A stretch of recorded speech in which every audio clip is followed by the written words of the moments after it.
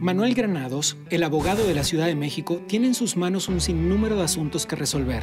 La reforma política que le permita al Distrito Federal convertirse en un estado más de este país, la creación de brigadas anticorrupción y el escándalo de la línea 12 del metro. Esta noche, Manuel Granados, en La Pura Verdad.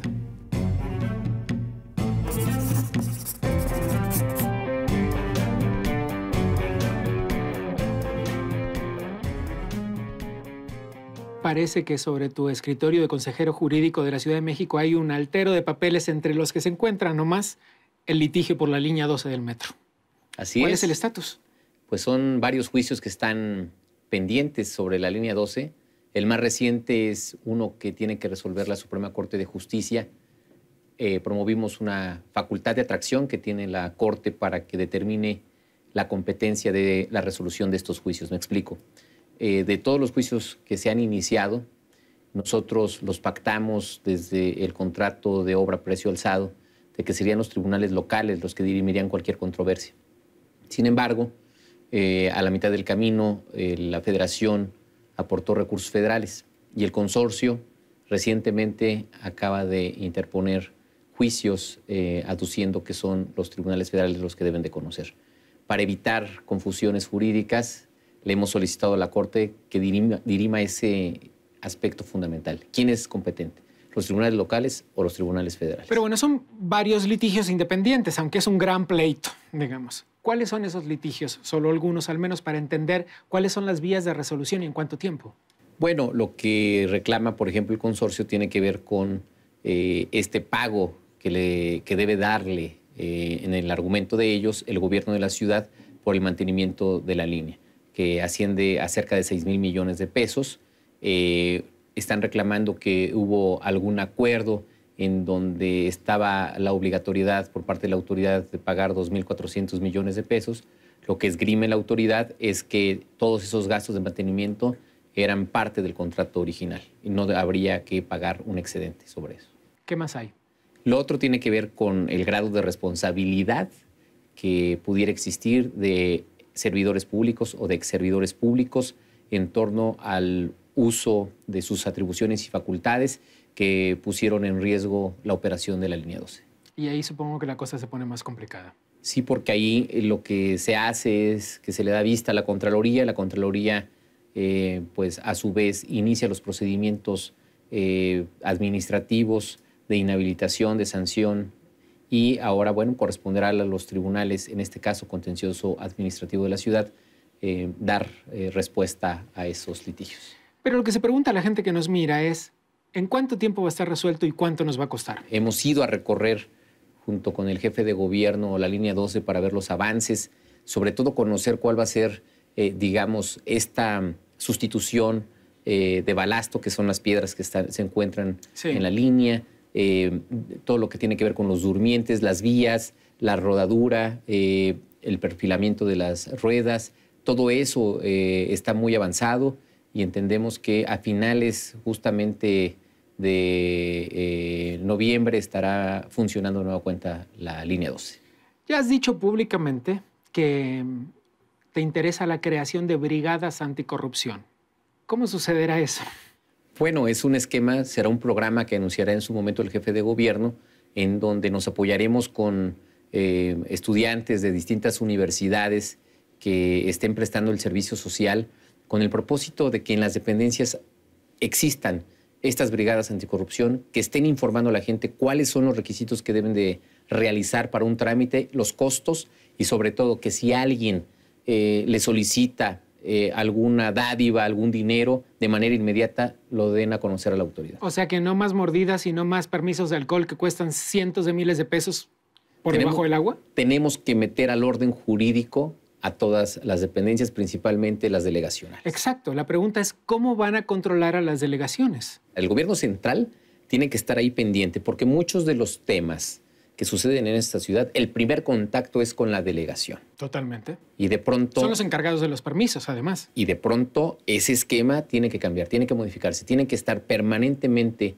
la autoridad viendo que los servidores públicos cumplan con su función. Lo digo con respeto, desde luego. Vas a poner a estudiantes a controlar a los funcionarios y van a tener ¿qué poderes, qué capacidades? Solo es la parte de enlace informativo hacia la autoridad. La autoridad competente para conocer de algún supuesto desvío es la Contraloría de la Ciudad. Esto dependerá entonces, de todas formas, de que los ciudadanos denuncien. Así es, pero en el acto, en el momento. Y sobre todo, muchas veces el ciudadano desconoce los trámites, los requisitos, y es ahí donde el servidor público puede aprovecharse. En el momento en que le estén informando permanentemente cuáles son los requisitos que debe de llevar, los papeles que debe de tener y sobre todo el pago que debe de realizar, no habrá forma que alguien le diga que no. Esa es la primera parte del camino. La segunda parte es asegurarse de que los encargados de recibir la demanda, la denuncia, persigan el caso. Sí, es un programa que debe ser acompañado de varias autoridades. Hay contralores ciudadanos. Yo platicaré con el contralor para efecto de que realmente exista este acompañamiento y que generemos confianza en la ciudadanía de ello. Uno de los asuntos relacionados a la pila de papeles sobre tu escritorio es hacer que el Distrito Federal sea por fin un estado más de la Federación, con toda la reforma política que esto implica. Varias preguntas al respecto. La primera es, ¿será posible antes de que el doctor Mancera deje su mandato en el 2018? Sin duda, hay una voluntad de los actores políticos de la ciudad por concretar la reforma política de la ciudad. Son varias reformas constitucionales ya aprobadas por el Senado de la República que están pendientes de análisis, discusión y, en su caso, aprobación de la Cámara de Diputados.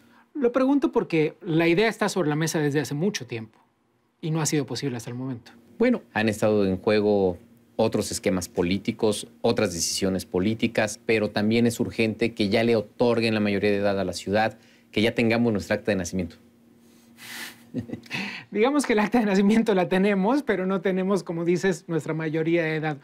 Tienes en tus manos un programa de atención especializada a reclusos vulnerables. Vamos por partes. Primero, ¿quiénes son esos reclusos vulnerables? Bueno, que por condiciones sociales hay una inequidad. A ver, algunas personas que nos miran podrán decir, ¿cómo van a sacar a delincuentes a la calle sencillamente porque no los pueden mantener en las cárceles? No.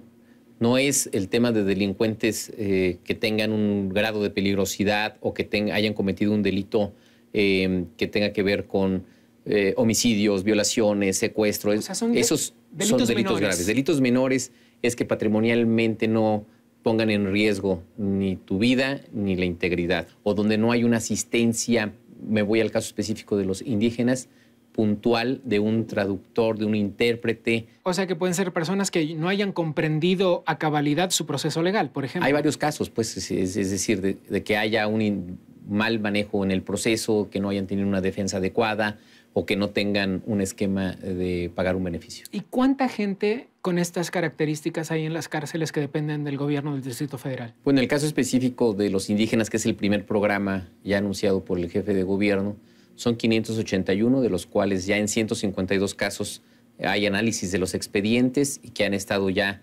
paulatinamente siendo puestos en libertad durante estos días. Dijiste que es el primer paso. ¿Qué sigue?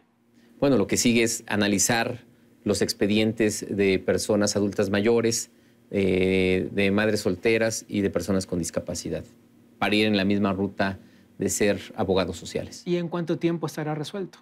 De igual forma, nosotros hasta este momento, en un mes de trabajo en la consejería, ya tenemos este programa. Calculo que en unos 2 meses más estemos continuando con el resto.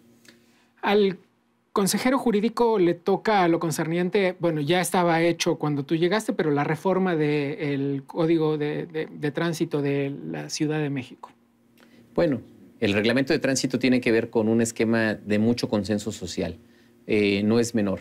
No, entiendo que no. Digo, sobre todo porque además a nivel país hay 24,000 muertes al año. ¿Cuántas en la Ciudad de México? Bueno, en el caso específico tenemos 1,200. Por accidentes de tránsito. De tránsito. ¿Vale? ¿Crees honestamente que el nuevo reglamento de tránsito va a hacer que esto se reduzca de alguna forma? Depende primero de la comunicación del gobierno de la ciudad con la ciudadanía, de que conozcan las reglas, que sean muy claro el gobierno de la ciudad de cuáles son las sanciones que se van a imponer por tales o cuales prohibiciones que están en el reglamento. Esta campaña de difusión masiva con el reglamento de tránsito Y algo que también es muy importante, la señalización. Si no tenemos una señalización clara de lo que está permitido y lo que está prohibido, pues también se pone en riesgo la vida de las y los capitalinos. Por ejemplo, la vuelta continua a la derecha que es ya una no va a existir. De las causales también de accidentes viales y de lamentables muertes. Porque... Digo, por si alguien que nos mira no entiende, se trata de que cuando está el semáforo en rojo uno puede darse la vuelta de manera continua a la derecha, teniendo precauciones, en teoría, de que no atropellar a nadie o de que no venga un coche por la izquierda, pero eso ya no va a existir a partir de la implementación del nuevo reglamento. Lo que se ocasiona con ello es que tú como conductor solo tienes un ángulo de visión hacia un solo lado y te pasas y no te fijas que venga un peatón o un ciclista y entonces eso es causa de lamentables accidentes. Otro punto que hoy por hoy es la principal causa de accidentes viales es el uso del teléfono celular. Las multas van a superar los 2.500 pesos. Así es. De 2.100 a 2.500 pesos, pero vemos a conductores y conductoras de vehículos que hasta textean, o sea, que manipulan el celular conduciendo. O sea, se pone en riesgo su propia vida y lamentablemente la de los demás. Me ha pasado a mí, seguramente te ha pasado a ti y a muchas de las personas que nos están viendo, ver a personas, para que luego no me digan que me pongo con cuestiones de géneros, a personas que se maquillan mientras conducen. ¿Qué va a pasar con eso? Porque eso no está en el nuevo reglamento de tránsito, según entiendo. Bueno, son temas que no puedes tener tú algún dispositivo o elemento que distraiga la conducción cuando esté en movimiento el auto.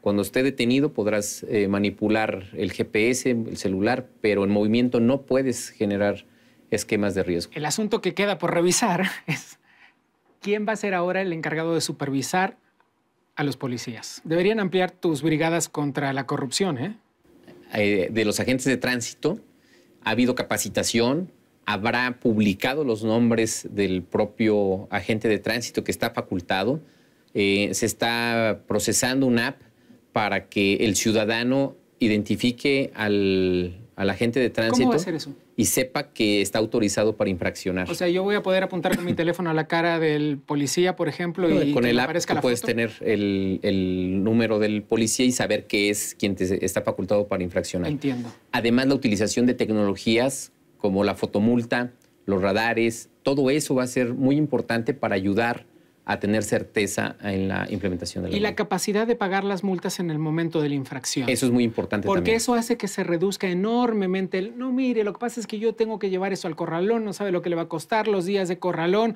más la multa, más el tiempo que usted pierde. En cambio, si uno dice, ok, me equivoqué, cóbreme. Sobre todo también tiene que ver con la interpretación del reglamento. A eso obedece la capacitación del agente de tránsito. A ver, señor agente de tránsito, tú vas a infraccionar cuando se cometa tal o cual conducta. No que pareciera, no que... Es decir, solo con hechos claros, Las específicos. fotos para eso van a ser cruciales. Por último, el país entero tiene que migrar en su sistema judicial, en su sistema acusatorio judicial, desde un sistema justamente inquisitivo a uno acusatorio. ¿Cómo se entiende esto en español, digamos? Bueno, ¿Cuál va a ser la gran diferencia? En el pasado, todos los juicios eran escritos, orales, un tema, como dices tú, una montaña de papeles en el escritorio. Y ahora cada persona que haya sido señalada, acusada de algún delito, asistirá a una sesión de jueces con jueces orales que determinarán si es culpable o inocente. Y ahí tendrá que hacer un diálogo, defenderse públicamente, la acusación también tendrá que ser pública, todo es videograbado, pero en el momento hay un esquema de decisión. Va a reducir enormemente los procesos judiciales. Sin duda, ese es uno de los esquemas importantes de este sistema. Ahora, esto tiene que pasar a mediados del año que viene. ¿Cuál es el avance? Estamos en ruta. La Ciudad de México ha pasado ya a 7.4 de 10. Es decir, ya estamos en la última fase. Vamos muy bien en tiempos, en capacitación, en infraestructura. El Tribunal Superior de Justicia ha cumplido con tener también las instalaciones. En los próximos días estaremos publicando también más delitos que van a conocer ya los jueces de ejecución con el propósito de que vayamos cumpliendo con los tiempos constitucionales. Manuel Granados, consejero jurídico de la Ciudad de México, abogado, porque se haga justicia teniendo en cuenta que justicia es igualdad. Salud.